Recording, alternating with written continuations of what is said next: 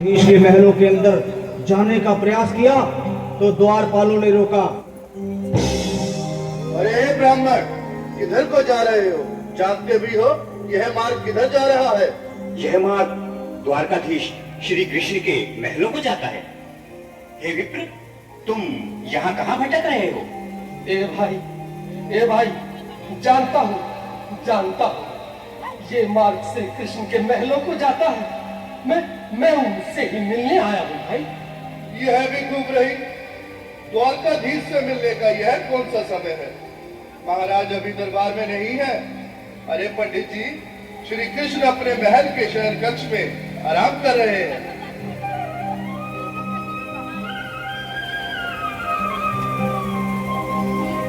देखो देखो ये गरीबी का हाल, कृष्ण के दर पे विश्वास लेके आया हूँ। मेरे बचपन का यार है मेरा श्याम,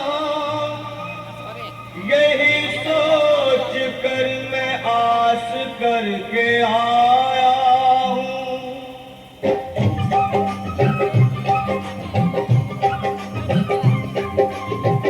अरे द्वारपालो, कन्हैया से कह दो, अरे द्वारपालो, कन्हैया से कह दो कि दर पे सुदामा गरीब आ गया है। दर पे सुदामा गरीब आ गया है। भटकते भटकते न जाने कहाँ से, भटकते भटकते न जाने कहाँ से तुम्हारे महल के करीब आ गया है। तुम्हारे महल के करीब आ गया है। अरे द्वारपालो, कन्हैया से कह दो कि दर पे सुदामा करीब आ गया है। दर पे सुदामा करीब आ गया है। भाई द्वारपाल, मुझ पर दया करो भाई। बस तुम जाकर कन्हैया को ये बता दो कि उनका बाल सखा सुदामा मिलने आया है। मेरे इस फटे हाल पर मत जाओ भाई। तुम बस जाकर मेरा संदेश उस कृष्ण को दे दो, उस कृष्ण को दे दो भाई। क्या हंसी ठट्टा करने को हम ही मिले हैं? तुम ठहरे दीन निर्धन फटेहाल ब्राह्मण, तुम्हारे अंग अंग से गरीबी बदहाली झलक रही है। और कहा महाराज श्री कृष्ण। क्षमा करना पंडित जी, हमें अपने प्राणों से हाथ नहीं धोने जो तुम्हारा यह संदेश द्वारकाधीश तक पहुंचाए। न सर पे है पगड़ी, न तन पे है जामा, बता दो कन्हैया को नाम है सुदामा। बता दो कन्हैया को नाम है सुदामा। बता दो कन्हैया को नाम है सुदामा। न सर पे है पगड़ी, न तन पे है जामा, बता दो कन्हैया को नाम है सुदामा। हो न सर पे है पगड़ी, न तन पे है जामा, बता दो कन्हैया को नाम है सुदामा। हो बता दो कन्हैया को नाम है सुदामा। एक बार मोहन से जा करके कह दो, तुम एक बार मोहन से जा करके कह दो कि मिलने सखावत नसीब आ गया है। मिलने सखावत नसीब आ गया है।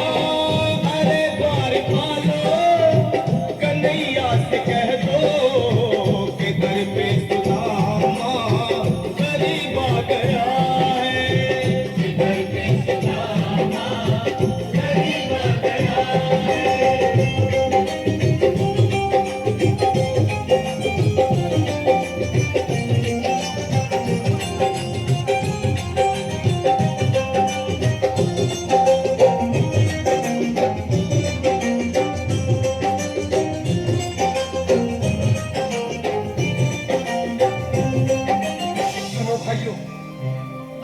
सुन लो, जब तक मेरा संदेश उस द्वारकाधीश तक नहीं पहुंचाती, तब तक मैं यहीं बैठा हूं। चाहे मेरे भूख प्यास से प्राण ही क्यों न चले जाए।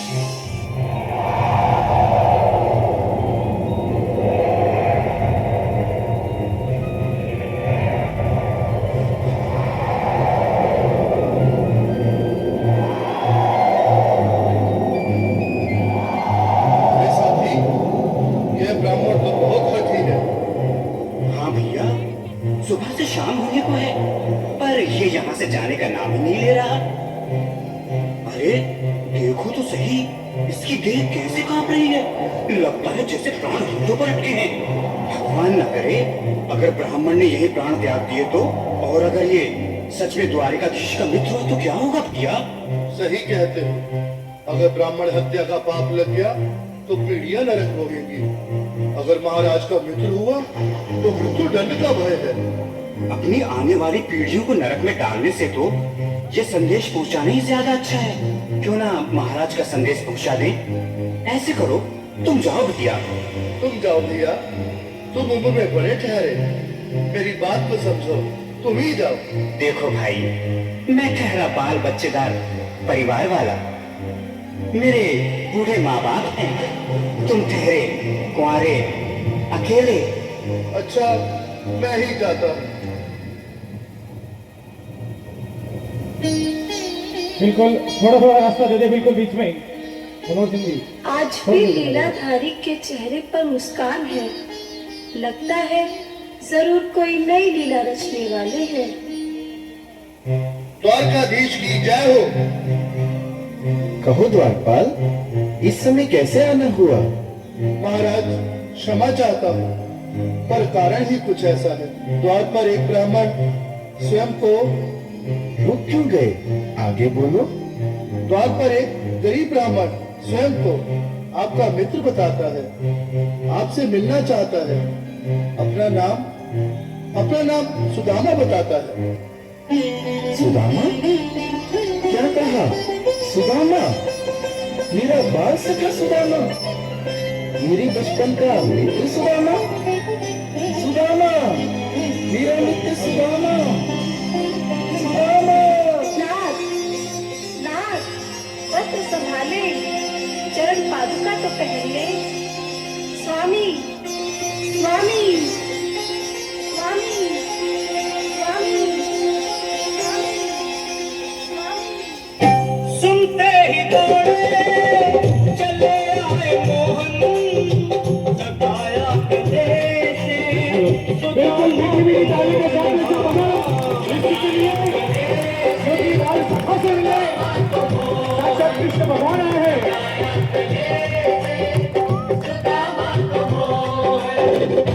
सुनते ही दौड़े चले आए मोहन, लगाया गले से सुदामा को मोहन। बिल्कुल हाथ खोल के लगाया गले से सुदामा को मोहन, लगाया गले से सुदामा को मोहन।